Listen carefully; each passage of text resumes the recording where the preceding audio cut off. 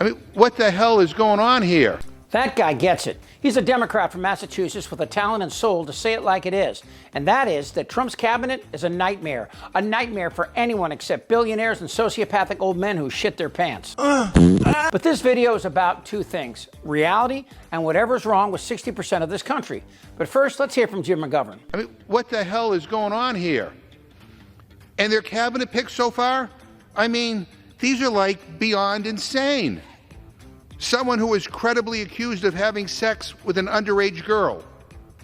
Someone who sucks up to foreign dictators and has attracted major concern that they can't be trusted to protect America's secrets from our adversaries. Someone who paid hush money to cover up a sexual assault accusation, to lead our military. He's picked because Donald Trump likes him on Fox News.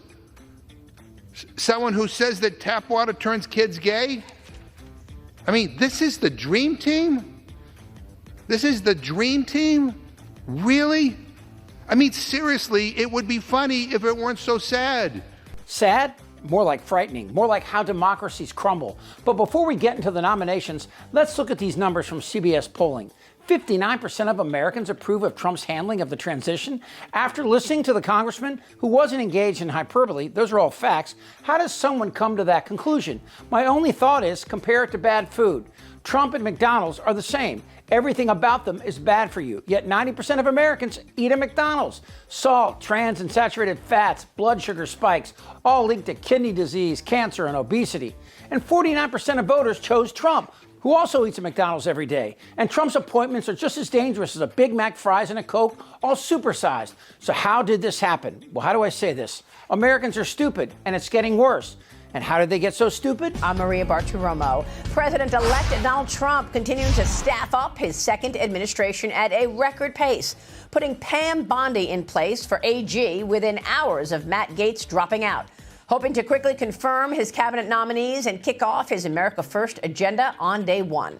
In just over 2 weeks' time since Election Day, Trump has made over 30 appointments and nominations, including more than a dozen cabinet-level positions.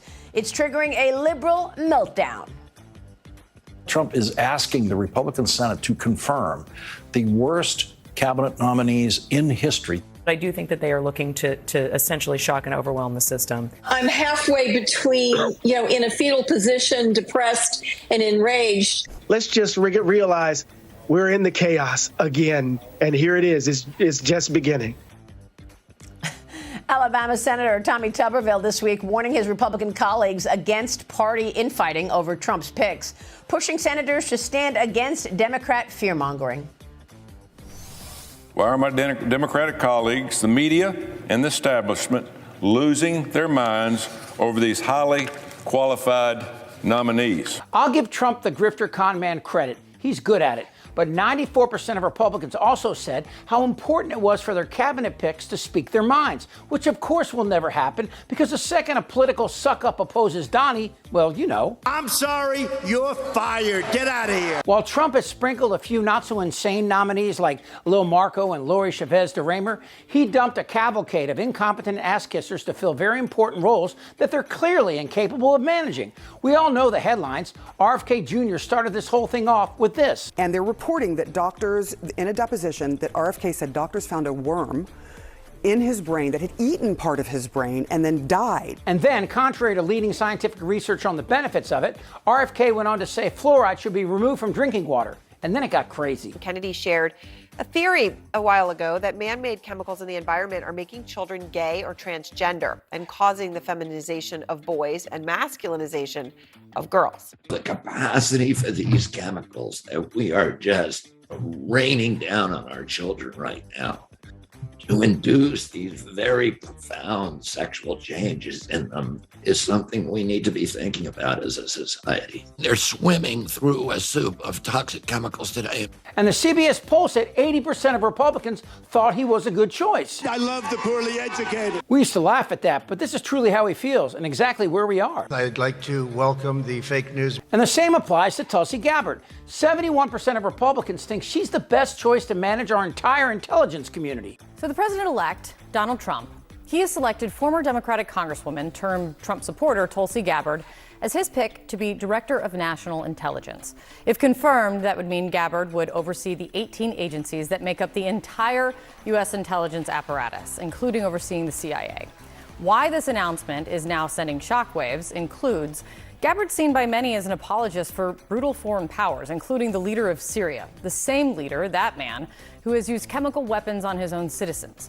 Gabbard even traveled to Syria for what she called at the time a fact-finding mission and met with Syrian President Bashar al-Assad. She later responded to questions about that trip with statements like this.